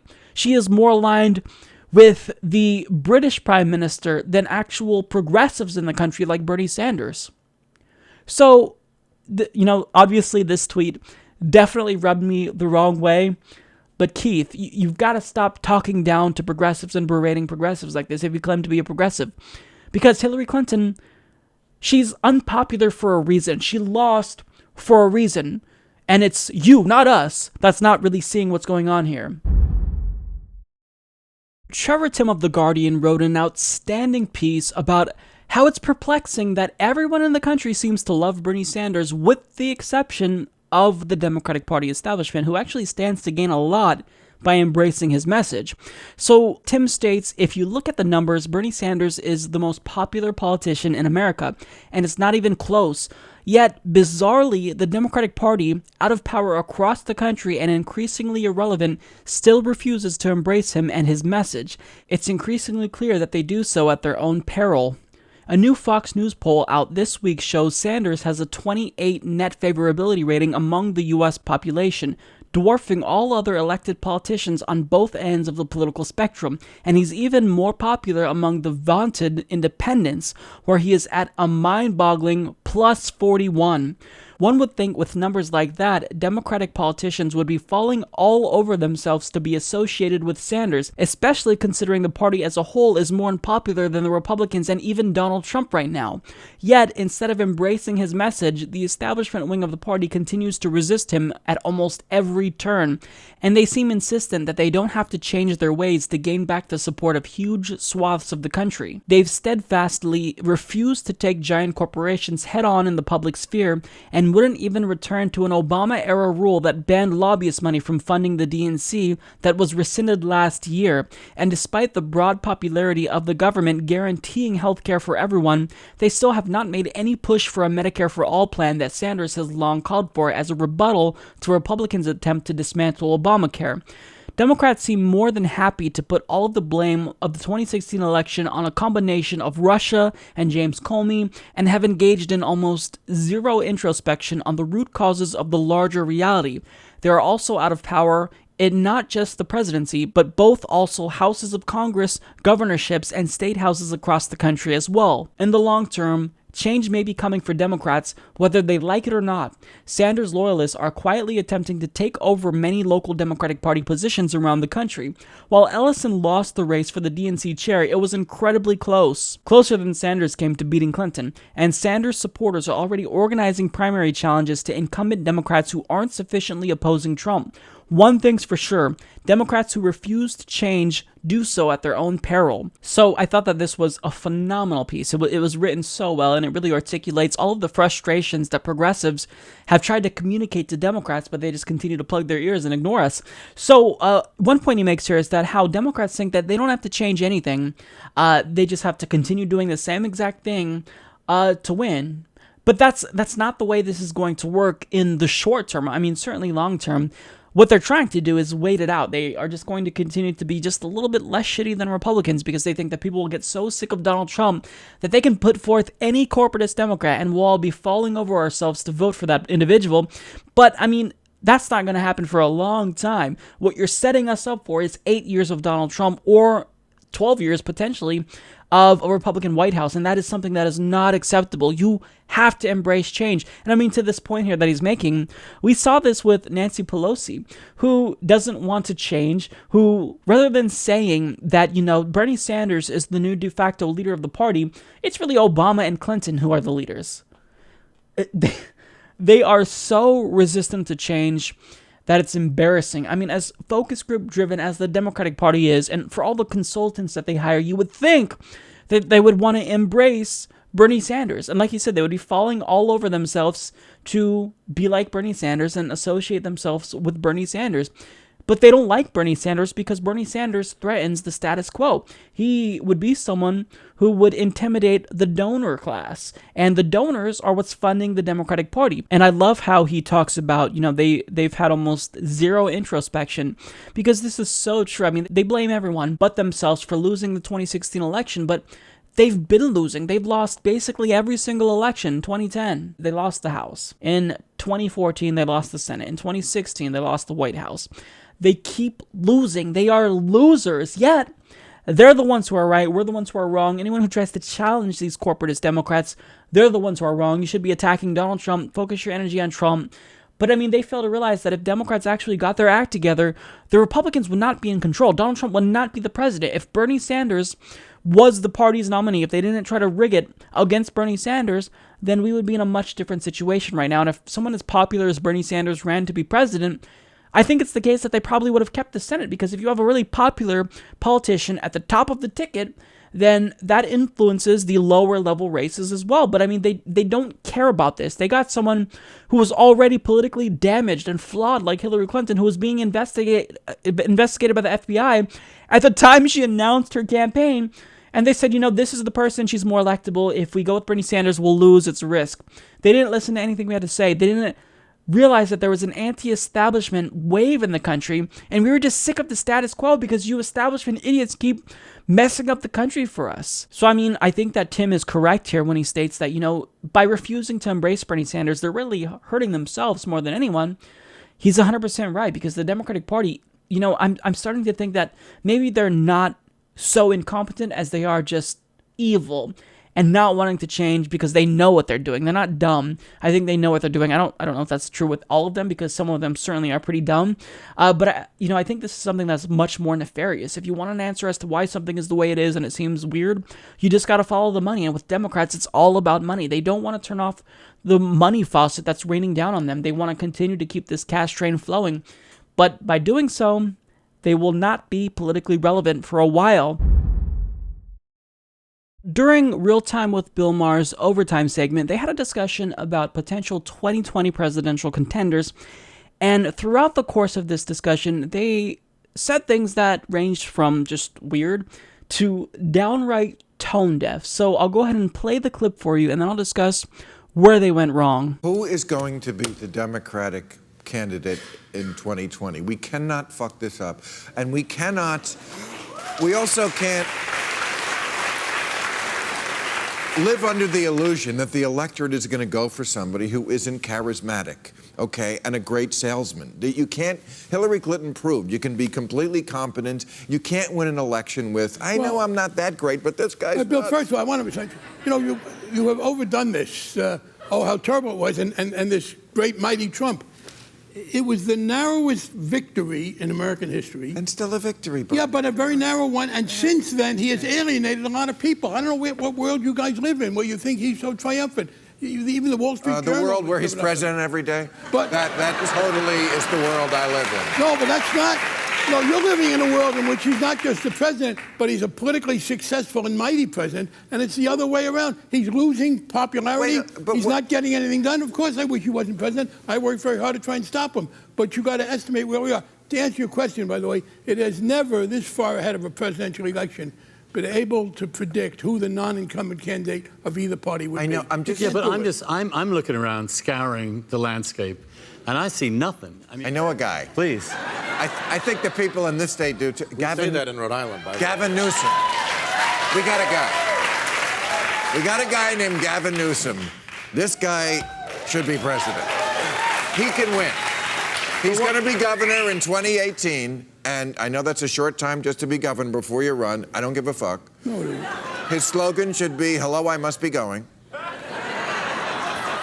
This pessimism and this fear, you talk about, oh, liberals cry. You guys are cowering before a guy who's a paper tiger. He got elected, but he has been very ineffective and generated an awful lot of opposition. And what about after he starts the war with North Korea? How powerful will he be then? Because once the war starts, you know, presidents seem to be able to get whatever they want. I don't believe he's going to start a war with I hope not. By the way, George Bush he'd have to be crazy to do that. George Bush started a war with Iraq, and it didn't work out very well for the Republican Party. He got reelected handily. So when I watch this clip, it communicates to me that Bill Maher still doesn't really get it. Although he's getting closer and he's gotten close sometimes, and he did get it. I did consider him a progressive at one point.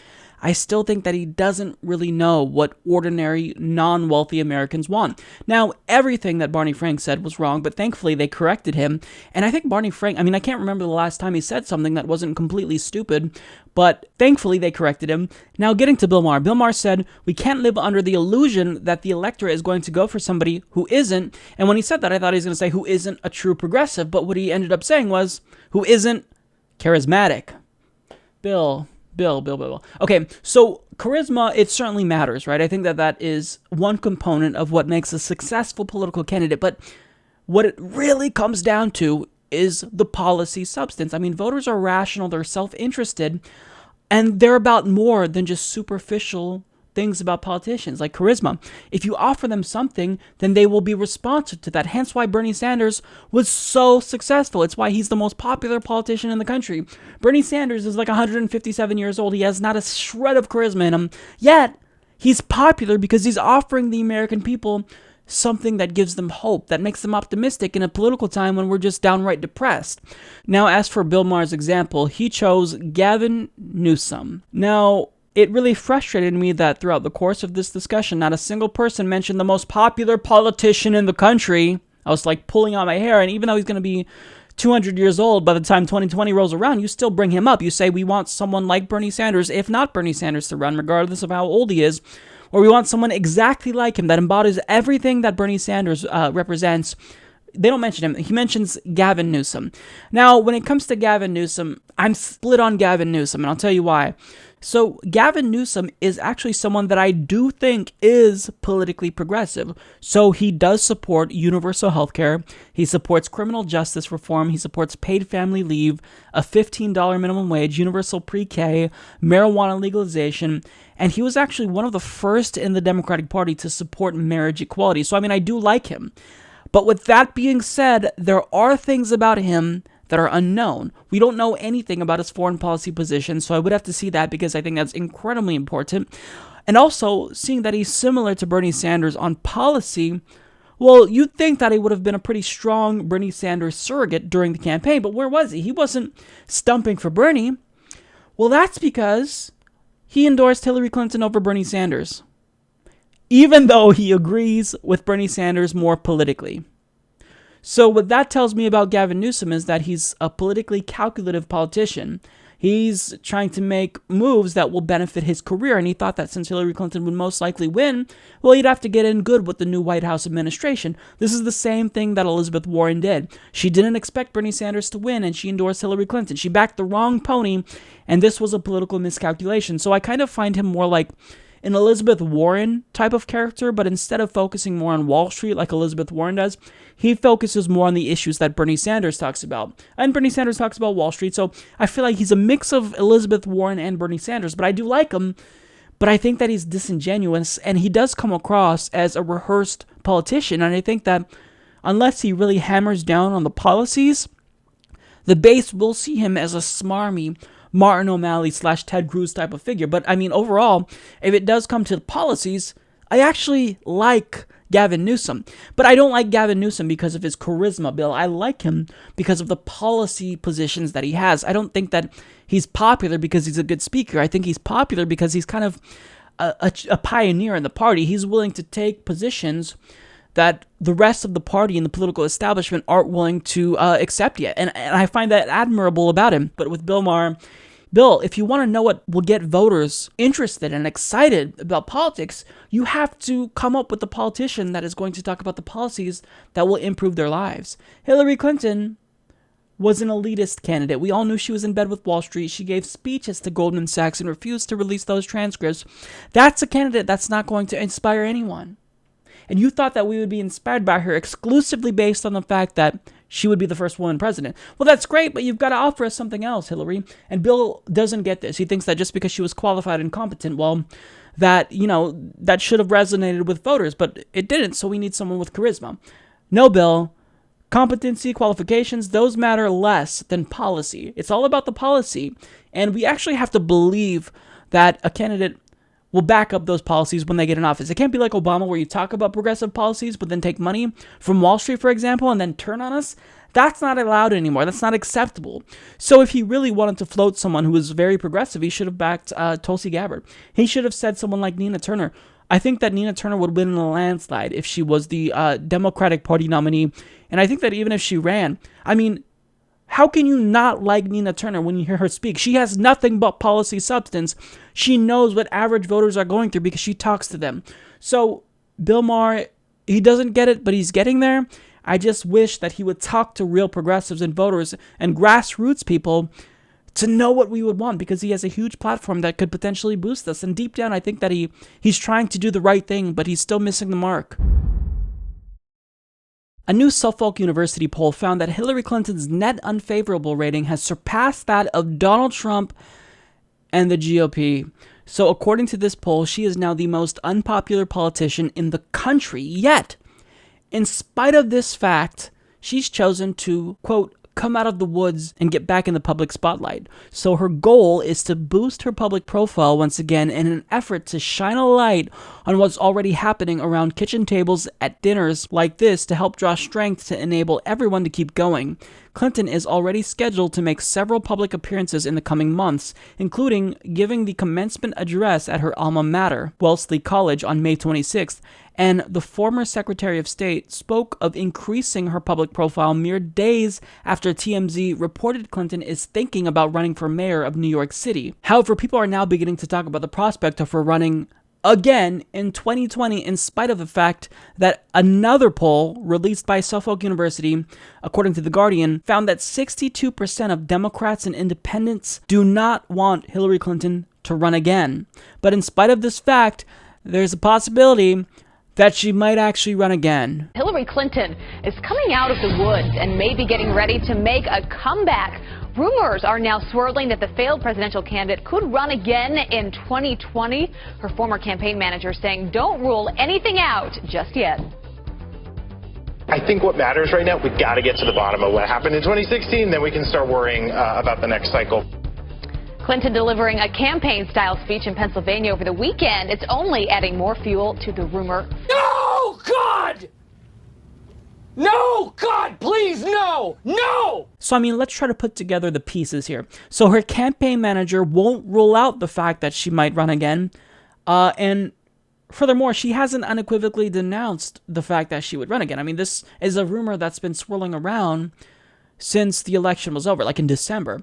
So either she's not going to run but wants us to think that she will for attention, or she's not shooting down this rumor because, mother of God, she's actually going to run again. Now, the Hillary Clinton rumors are just one aspect of the story, because there's another Clinton that we have to worry about, and I'm not talking about Bill. So Chelsea Clinton is now rumored to be running for the Senate in 2020 if Kirsten Gillibrand, who occupied Hillary Clinton's seat when she was a senator, decides to run for president. Now, the question is, what qualifies Chelsea Clinton to be a senator? Well, her last name is Clinton, so you're just automatically in. Same thing like Trump and whatnot. If your last name is Trump, you get a seat or you get an office at the White House if you're Ivanka. So, I mean, if you're rich, if you're powerful, your kids, they get a free ride. It's called nepotism. It's not really a shocker. But if anyone elects Chelsea Clinton, then come on. I think that New York voters are smarter than this. So I hope that they wouldn't fall for continuing this political dynasty that has done nothing but offer corporatism to the American people. Now, the question here is, what's the problem with this? Why am I talking about Hillary Clinton? Well, I'm talking about Hillary Clinton because as long as the Clintons have a place in American politics, they are emboldening Donald Trump. Yes, they are making him more powerful because their continued association with the Democratic Party signals to voters that they really aren't a party that's becoming more progressive. They're not the party of Bernie Sanders. They're still the party of Hillary Clinton and the party of corporate donations and unnecessary wars. And so long as the most unpopular politician in the country is involved with the affairs of the Democratic Party, which is already toxic, their brand can't recover. And nobody thinks that she's getting back in the public spotlight because she cares about the issues. She's doing this for her own narcissistic reasons, but what she's doing is hurting political discourse in America. We don't want someone to be the president or the mayor because they have power and wealth. We want someone to be the president if they represent our ideals. Now, unfortunately, Donald Trump duped over a lot of people. He's a billionaire, he's an oligarch, and he's not representing them, and I think he's showing that he's not representing them. But we don't want more of that. We need less of that. So the fact that Hillary Clinton may be marginally better than Donald Trump on certain issues doesn't make her someone who should be getting back involved in politics. If the Democratic Party ever wants to become politically viable again, they need to move towards a more Bernie Sanders progressive direction and not go back to Hillary Clinton, which made them incredibly unpopular. And to announce that you're coming out of the woods at a time when polls are showing that you are not popular at all, you're the most unpopular politician in the country, it makes no sense. Please, Hillary, go away. Nobody wants you to get in politics again, okay? Those people, the 48% or whatever, or is it 38%? Yeah, so it's 62% of Democratic and independent voters that don't want her to run again. So the 38%, don't listen to them. They don't know what they're talking about. Please, don't run again. And whenever I talk about Hillary, they're like, well, you must be afraid of Hillary Clinton because you keep talking about her. She must have power. She must intimidate you. Yeah, she's scary because she will facilitate another Donald Trump electoral victory. She needs to get out of politics and leave progressives to clean up the mess that she made. I don't want to clean up the mess. She made our job that much more difficult, but you got to stop, Hillary. It's time to stop. It is time to stop. It's time to get out of politics and retire. You are rich. Go to one of your many mansions and leave the party alone. Leave Americans alone. We don't believe you have anything to offer us. You're only doing this because you're a narcissist. Please, go away. So this week, the Senate confirmation hearings for Donald Trump's Supreme Court nominee Neil Gorsuch took place, and even prior to hearing him out at all, I thought that it was important for Democrats to oppose Neil Gorsuch because, if Republicans blocked President Obama from fulfilling his constitutional obligation to fill a vacant seat on the Supreme Court. Even if I disagreed with Merrick Garland, they blocked him from doing his job. So to approve of Neil Gorsuch and confirm him to the Supreme Court, you're rewarding record-breaking obstructionism from the Republicans. So I don't think we should be doing that. So on principle, I thought that we had a good reason to oppose him. But now that we actually heard him out, well, now we have sufficient grounds to oppose him on substance as well. So throughout the course of the hours and hours of hearings, to me, Neil Gorsuch came off as a really smug, abrasive, and evasive at times politician. And, in a post-Citizens United era, his stance on money in politics is crucial. But Neil Gorsuch really proved that he's the poster child of corruption because there's a $10 million dark money campaign being spent to get him on the Supreme Court. Now, we don't know where the money came from, how many multinational corporations are bankrolling this effort to get him confirmed, but we do know that it sets up a conflict of interest because we know that these donations may influence his decisions as a Supreme Court justice. So this is a problem. Now, he was actually asked about his opinion as to why he thinks, or whether or not this would be a problem, that there are groups spending millions of dollars trying to get him on the Supreme Court. His response was, it was downright sickening. It completely pissed me off. So take a look. How would we know that the partiality question in a recusal matter had been adequately addressed if we did not know who was spending all of this money to get you confirmed? Hypothetically, it could be one individual. Hypothetically, it could be your friend, Mr. Anschutz. We don't know because it's dark money. But if you were to ever find that out, or even if you were to have suspicions, I think in any challenge as to whether recusal was appropriate or not, were that to happen, say, in a lower court, these would be facts that would be noteworthy and that we'd be entitled to have an answer to. So it's kind of odd to be sitting here in a United States Supreme Court nomination hearing with a $10 million spend taking place for you out there in the political world and absolutely no idea who's behind it. Is that any cause of concern to you? Senator, I'm not sure what the question for me is. Is it any cause of concern to you that your nomination is the focus of a $10 million political spending effort and we don't know who's behind it? Senator, there's a lot about the confirmation process today that I regret. A lot. Yeah? A lot. When Byron White sat here, it was 90 minutes. He was through this body in 2 weeks, and he smoked cigarettes while he gave his testimony. There's a great deal about this process I regret. I regret putting my family through this. But to my question. Senator, fact of the matter is, it is what it is, and it's this body that makes the laws. There is an effort where dark money groups, we don't know where this money's coming from, billionaires, millionaires, they're spending millions of dollars to get you on the Supreme Court, and your response is, it is what it is. So what Neil Gorsuch is saying here is that he doesn't believe that the American people should see who's funding him at a very minimum. I mean, it's not a problem in his eyes that he's being funded at all, that there's groups spending money to get him on the Supreme Court, but he doesn't even believe that we should be able to see who's funding him. And it's very crucial that we do see who's funding him, because if, let's say, Walmart funds him, well, if a Supreme Court case involving Walmart comes up, then I want him to recuse himself. But now we'll never know who's funding Neil Gorsuch. We won't know if there's a conflict of interest, and we don't know if these donations will impact his rulings as a Supreme Court justice. But his response, it is what it is. If you don't like this corruption, if you don't like the dark money that's being spent to get me on the Supreme Court bench, tough shit.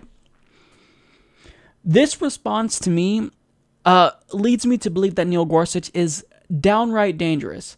He must be opposed at every step of the way, and I think it's incumbent on Democrats to do everything in their power to filibuster him. But, while Democrats and progressives have sufficient reason to be completely terrified of him, well, Republicans are completely falling in love with him. Always started with a grunt. I mean, that's how he started a conversation. It was like, hello. So what does the great Justice Gorsuch think about this one? Okay. Ha! Gay! Now, if you're wondering what the hell was going on there, that was Neil Gorsuch's response to a question asked by Ted Cruz about what it was like to work for Byron White, the great Byron White. And then Ted Cruz also asked really substantive questions about, well, I heard that you take your staffers out to teach them about cattle wrangling or some shit like that. These are the questions that are being asked. You have $10 million being spent of money that is coming from who knows where, and this is what the Republicans are worried about. Will you tell me about, what it's like to work for Byron White and what his farts smell like? They don't care about the dark money. They don't care about the corruption. It is what it is, according to Republicans. So Neil Gorsuch represents everything that's wrong with American politics. Everything. And he has to be opposed at all costs. Now, thankfully, Democrats are coming out strong against him, and they're pledging to filibuster Gorsuch. At least this is what Chuck Schumer is saying. And Bernie Sanders is also voicing his opposition to him and says that he will vote no. But Democrats, you cannot go back on your word. You have to be strong here. There cannot be a single Democrat that supports this guy. This guy is pro-corruption. He doesn't believe that we should know who's donating to him. The problem is the donations in the first place, but you take it a step further. You really, double down on your support for corruption if you don't even think we should see who's funding you. Any Democrat who votes to confirm him should be voted out of office, because this guy is unacceptable. He's dangerous. His response, it's really unbelievable to me. It is what it is. This made me so angry when I heard him say that. No, Neil, this isn't the way that it should be. And if you think it is, then you're the problem and you shouldn't be on the Supreme Court. So if we got to block him for 4 or 8 years, then we block him for 4 or 8 years. That's just the way it's going to be. So I think that by now, most of my audience knows that I am not a religious person at all. But with that being said, there are certain elements of religions that I do appreciate. Like, for example, I do like mindfulness and that idea, which came from Buddhism.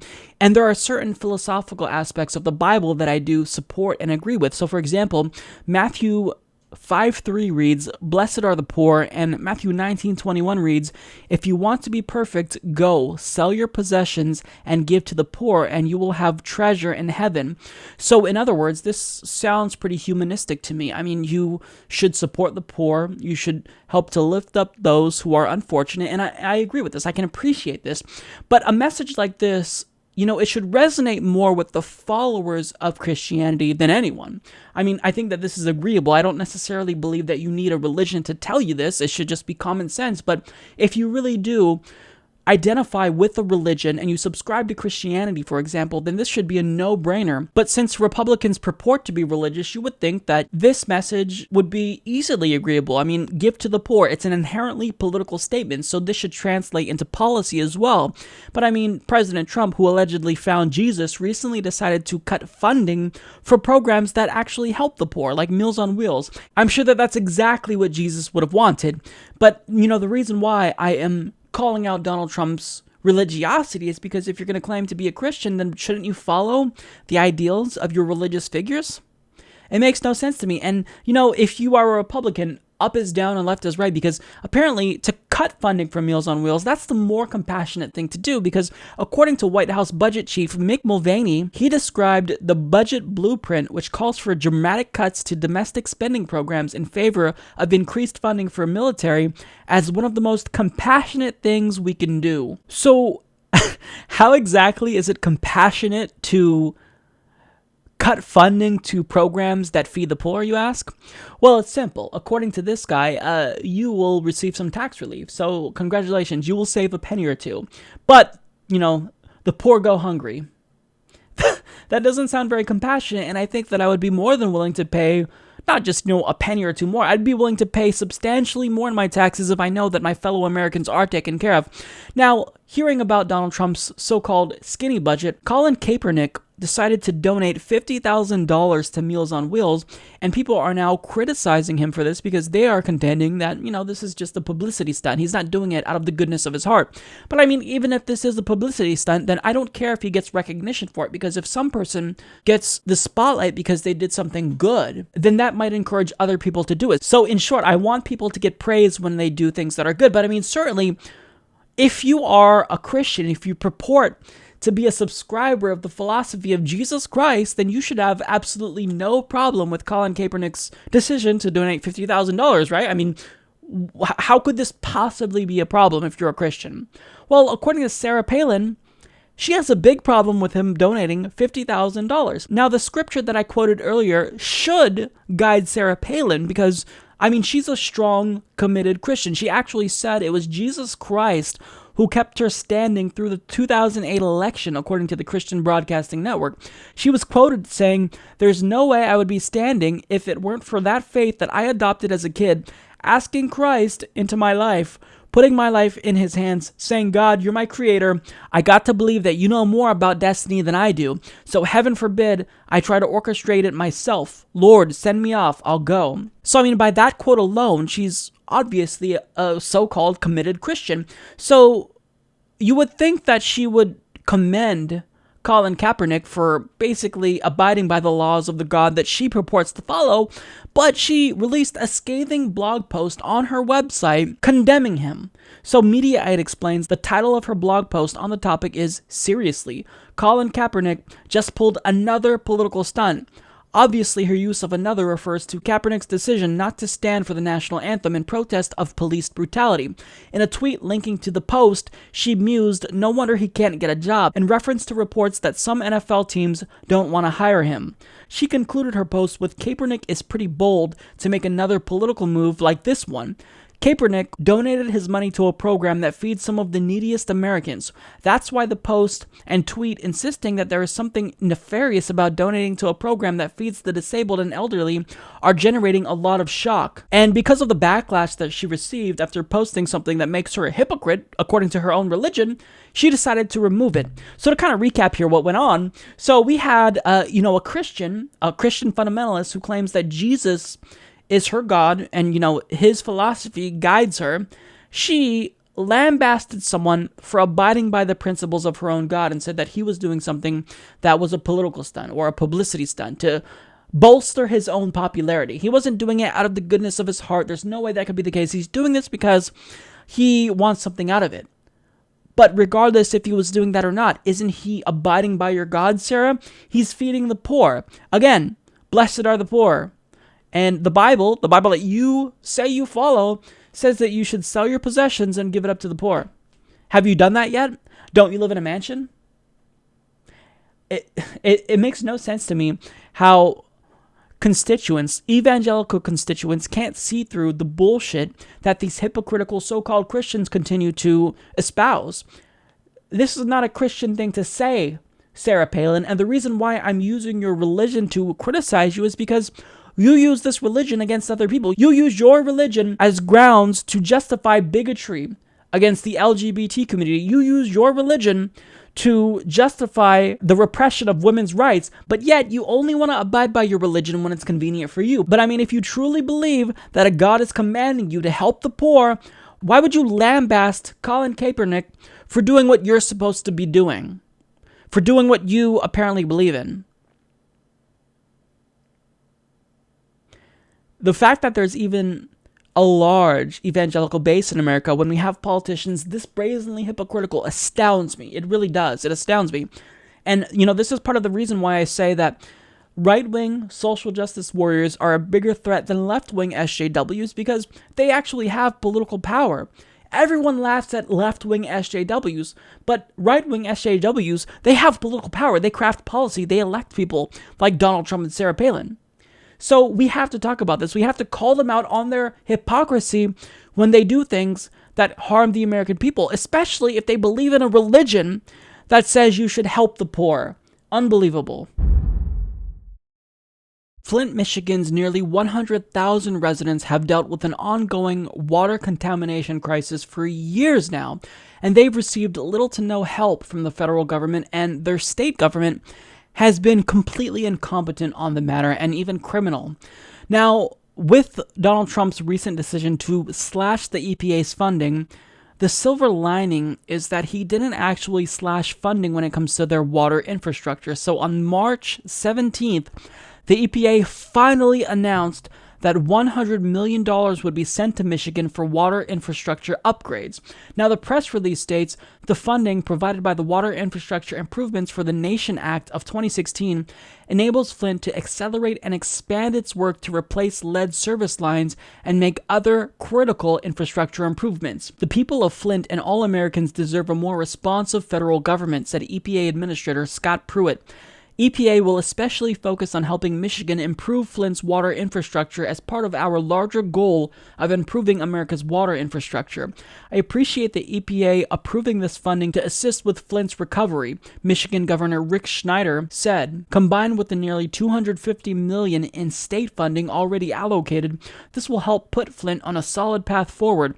It's great to see federal, state, and local partners continuing to work together to help with infrastructure upgrades and pipe replacements for the people of Flint. So now, finally, after years of waiting with no response, the residents of Flint have a reason to be slightly optimistic. But I mean, it shouldn't have taken this long. And now that they're getting the money finally sent to them now, well, it's still going to take time for those pipes to be replaced. They're not going to get immediate relief. So they're still going to have contaminated drinking water. So that's why you shouldn't have played politics with this. You shouldn't have waited.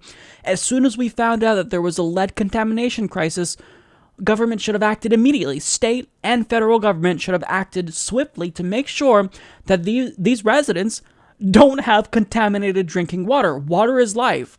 This is not something that is arguable. Water is life. Everyone has a right to water. They are entitled to water, and nobody should be forced to deal with contaminated drinking water. And to illustrate just how badly the residents of Flint were treated, well, according to the Washington Post, state officials ended a program that has helped pay residents' bills since a series of ill-fated decisions by state-appointed emergency managers left the city's water system contaminated with lead. Since that 2014 disaster, the state has spent roughly $41 million in credits to help offset local utility bills. Residents have gotten a 65% credit each month on their water use, while commercial accounts received a 20% credit. So to reiterate just how preposterous this situation was, residents were still forced to pay for their water bills in spite of the fact that their water was literally poisoned, and some of them even received past due notices threatening to shut off their poisoned water because they weren't paying their bill and were unable to pay their bill.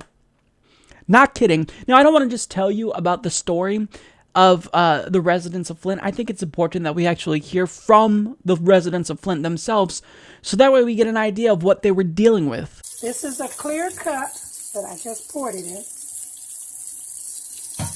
Now, as you can see, that's what it looks like.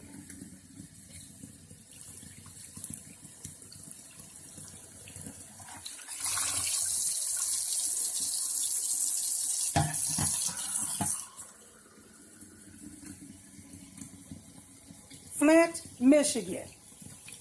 This has been going on for over 2 years.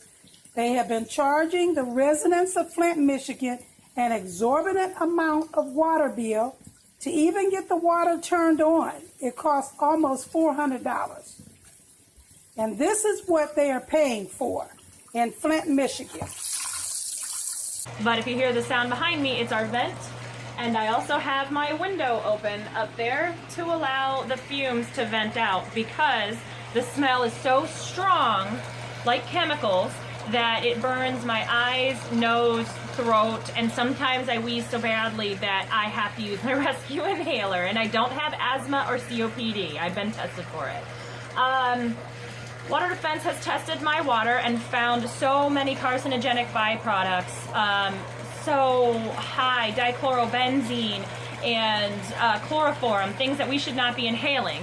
And yet we keep hearing from experts that yes, there's high lead and copper. There's also lead and copper in my water that you're looking at right here.